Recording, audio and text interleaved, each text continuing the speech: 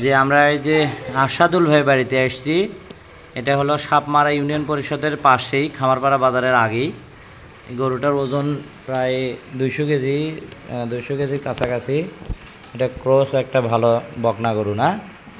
তো এই গরুটার বিকিউ হয়েছিল, বিকিউ বিভিন্ন জায়গাতে একটু স্পট আছে, তারপরেও সিনাতে হয়েছে। সিনাটা বেশি পরিমাণে ফুলে এগুলো রস আছে, পানি পড়ছে ঝপঝপ করে, আর এই যে এখান থেকে মাংস খুলে পড়ে গেছে। এখন সমস্যা হচ্ছে কি, গরুটা খাচ্ছে না এবং একটু করে ঝাঁকি দিচ্ছে। এই যে একটু করে ঝাঁকি দিয়ে উঠছে আর খাচ্ছে না। আর জ্বর স্বাভাবিক, এখন তো জ্বর স্বাভাবিকের মতোই, তাই না? জ্বর স্বাভাবিক মোটামুটি। কয়দিন খাচ্ছে না?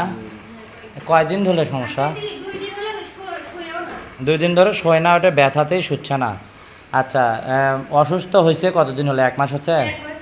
1 মাস হলে সমস্যা। এটার পেনিসিলিন দিয়ে চিকিৎসা হয়েছে, ব্যথার ওষুধ দেওয়া হয়েছে। পেটে বাচ্চাও আছে 4 মাসের না? 4 মাসের পেটের বাচ্চা। খাচ্ছে না, খালি পায়খানা খুব কম।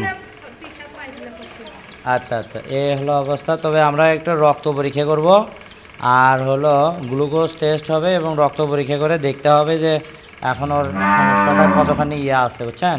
সেই অনুযায়ী আমরা এটা আরও বড় অফিসারের সঙ্গে যোগাযোগ করে, আমাদের এখানকার যে স্যার আছে, স্যারের সঙ্গে এই ভিডিওটা ওখানে পাঠিয়ে দিয়ে পরামর্শ করে আপনার গরুটা যাতে আরও ভালো চিকিৎসা হয় সেই ব্যবস্থাটা করা হচ্ছে।